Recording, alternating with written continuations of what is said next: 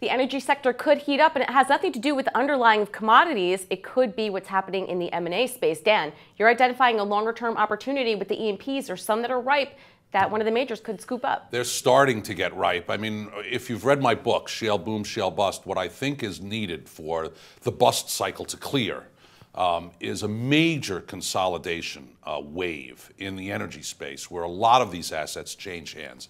And what has happened is that, there's been one big deal. There's been Shell and the BG Group deal.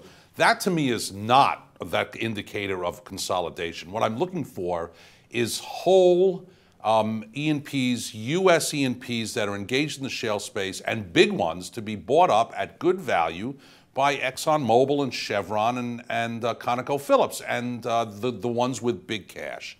And while oil has managed to, not be particularly weak in some cases, it held 64 weeks and weeks, and now it's holding like 52, 53 again, and it doesn't look like it's going down, although we think it will a bit more. The E&Ps have been melting away, and they're now starting to reach levels where they're looking awfully tasty, or will look awfully tasty. Hess, for example, it's down from $100 to $64. I mean, this is a huge Bakken player, tremendous assets.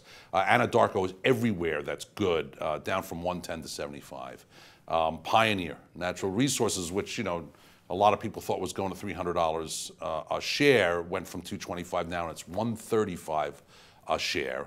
And Continental, and, down to $38.